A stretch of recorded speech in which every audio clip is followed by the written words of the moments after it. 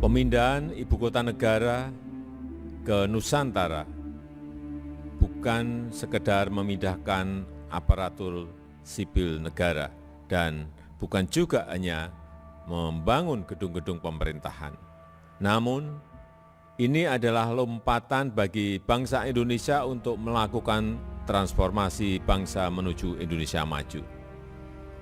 Kita akan membangun IKN yang benar-benar menunjukkan kebesaran bangsa Indonesia, mencerminkan identitas nasional, menjamin keberlanjutan sosial, ekonomi, dan lingkungan, mewujudkan kota hutan, smart city, kota modern, dan berkelanjutan, serta memiliki standar internasional.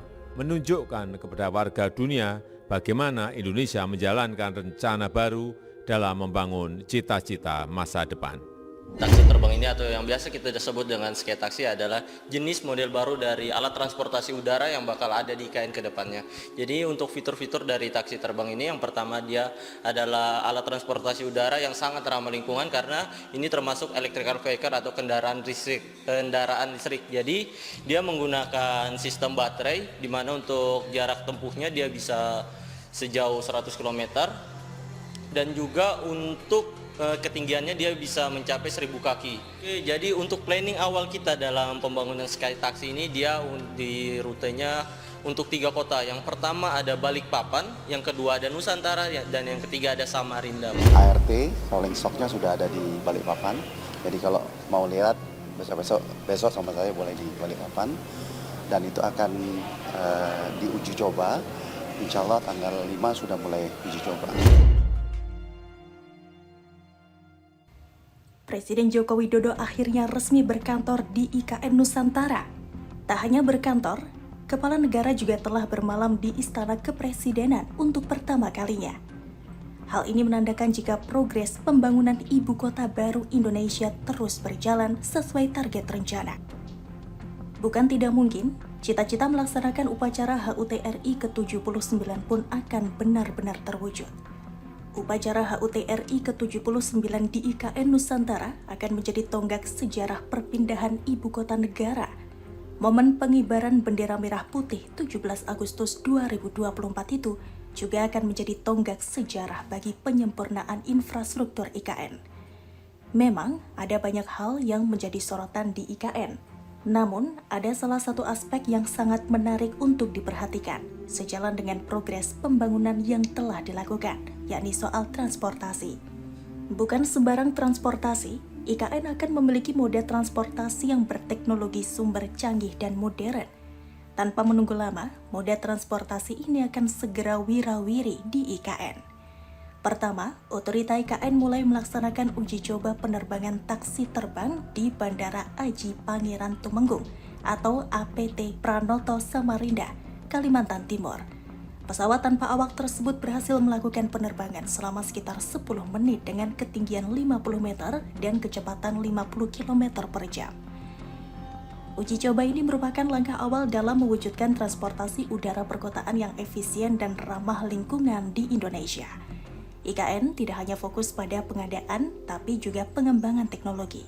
Ini merupakan bukti nyata komitmen pemerintah untuk mengembangkan teknologi transportasi masa depan. Otorita IKN telah menjalin kerjasama dengan berbagai mitra strategis, baik dari dalam maupun luar negeri, untuk mencapai tujuan tersebut. Salah satunya adalah kerjasama dengan Hyundai Motors Company dalam pengembangan prototipe taksi terbang. Pihak otorita IKN berharap uji coba taksi terbang IKN ini dapat menjadi pemicu bagi pengembangan industri penerbangan sipil di Indonesia. Pemerintah optimistis bahwa dalam 5 tahun ke depan taksi terbang sudah dapat beroperasi secara komersial. Kemudian tidak kalah canggih adalah kereta otonom. Rangkaian kereta otonom Autonomous Rail Transit atau ART tersebut bahkan telah tiba di IKN guna memastikan kesiapan kereta untuk uji coba pada pekan depan atau pada 5 Agustus ini. Setelah sampai di IKN, komponen kereta otonom rencananya akan dirakit dan mulai diuji coba secara internal. Kemudian akan dilakukan pula persiapan dan pelaksanaan pengujian bersama. Dilanjutkan dengan pelaksanaan Proof of Concept atau POC pada Agustus 2024. POC merupakan demonstrasi kelayakan dari ide, produk, layanan, maupun rencana bisnis ART agar dapat berjalan optimal. Uji coba operasi merupakan salah satu bentuk POC.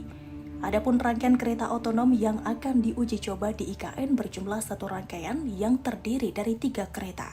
Selama masa uji coba itu, kereta otonom belum akan dioperasikan secara komersial atau berbayar. Lebih dari itu, IKN berpotensi menjadi lokasi wisata. Kita tahu Balikpapan memiliki destinasi wisata, ada konservasi orangutan hingga penangkaran buaya. Itu semua merupakan bagian dari satu kegiatan pariwisata.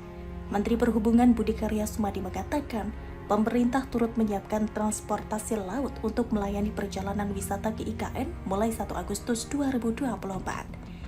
Budi menjelaskan 1 unit kapal yang ditugaskan tersebut berjenis kapal pinisi milik PT Pelayaran Nasional Indonesia atau PELNI.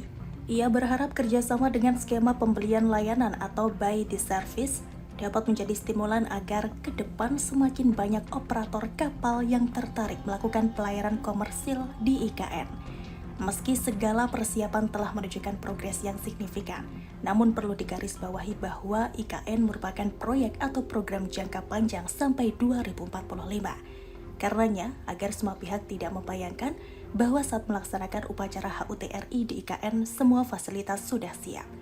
Keputusan Indonesia untuk memindahkan ibu kota dari Jakarta ke IKN memang telah menjadi sorotan, bukan saja dari kalangan warga dalam negeri, akan tetapi juga media dunia. Berbagai cerita di balik pemindahan besar-besaran itu menjadi sorotan. Selain bernada kekaguman dan dukungan, di antara sorotan itu banyak juga yang meragukan dan pesimis. Walaupun begitu, pemerintah hingga saat ini terus bekerja dan berkomitmen pada upaya pengembangan IKN sebagai kota masa depan, cerdas, dan pintar.